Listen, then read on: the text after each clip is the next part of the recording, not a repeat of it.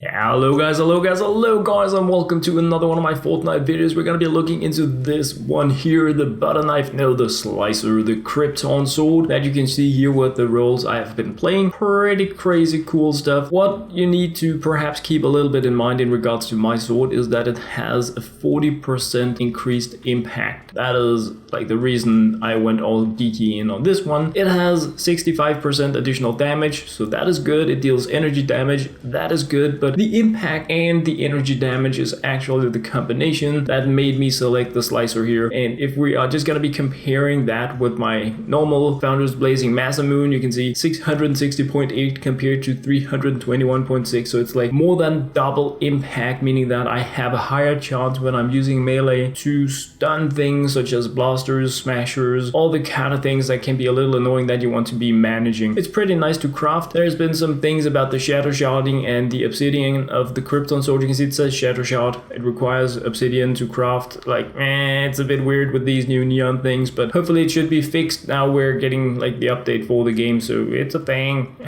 It's weird stuff, but it's okay. I have it. It's 106, and I'm really happy about it. It has the most amazing large attack, your right click attack on it that goes crazy paint. And of course, what I wanted this sword for is that it is energy damage. Normally when I'm playing my high level missions, I like to have weapons that match up with the different elements so that I can select something really efficient for it, but I very rarely go melee, and I have actually been using my Founders Blazing Masamune, which is a fire sword, a fast attacking fire sword for all opponents. But this here is what I really like, the fact that you can stun things while going melee with it. I'm not maining a ninja, and if I would be maining a ninja, it would very likely be a dragon. And the way I look at dragons, and I'm sorry to all the dragons out there, it's more focused about hitting the ability than it is about hitting with the sword, just as my Master Grenadier is more focused on throwing grenades and using shockwave than it is about shooting things. So in terms of that, for me, a sword, and again, I don't main a ninja, guys, so keep that in mind. And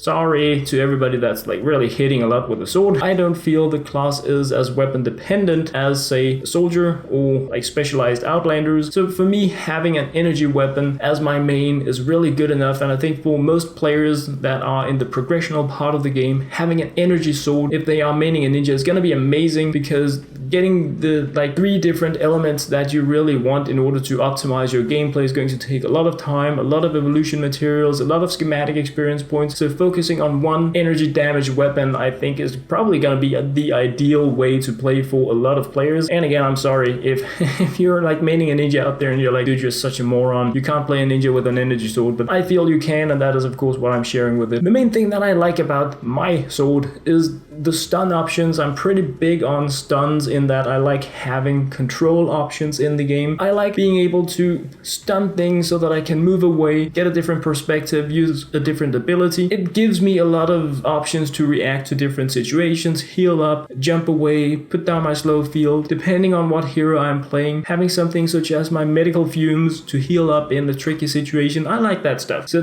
it's also about like what kind of gameplay do you like as a player. But the sword in itself, I feel, is really cool. It attacks fast. It is something that is important for me. Playing with something such as Healer Sarah here, Santa Sarah, attacking fast means you heal up fast, and I like that in my ninjas. Of course, if you're just focused on crazy DPS dragon style, you don't really care. You just want something to really hit things when you do not use your dragon ability. That is, again, I don't main a ninja, but the way I like picture it is you go slash crazy, and every once in a while you're gonna be hitting with your sword against smashers, blasters, that kind of things, and then you really wanted to like hurt them when you do it. So you may be less interested in having a fast swinging low damage blade, but yeah, you guys are very welcome to put it down there. I do have the 2 dragons, so I am gonna be looking into them, having fun with them, but trying out the new stuff has really been more interesting for me. And just showing you guys here, I've actually been using these swords on my soldiers as well, because like, I go grenade, and then I have 1 or 2 mobs left that I gotta melee. I often have that for some reason, also because I want to be like not using all my grenades so that I can attack faster the next time around, and that really means it's nice for me to have a multi-purpose weapon that I can pull out. I always have a melee weapon for my soldiers, and especially for the blasters here, with the weapon I have, the perks that I have on my neon sword, that really has these high impact options. It has been really awesome for me to replace my Founders Blazing Masamune with the neon sword. So personally, I'm pretty hyped about this sword. I can use it in all situations. I can use it in the game, in the end game. I can use it with all my different characters. It works, and I'm pretty happy about it. So for those of you guys out there that have similar roles, if you're just wondering, is the Neon Sword worth using at all, or is it just a junk weapon? It doesn't use bacon, guys, so it's good. It deals energy damage, it can deal efficient damage to everything, no damage reduction on it. That is good. So like the base concept, I feel the Neon Sword, it's a good sword that you can safely put your evolution materials and experience points into. That was what I had to share in this video, guys. I hope you enjoyed. As always, thank you very much and very much for watching.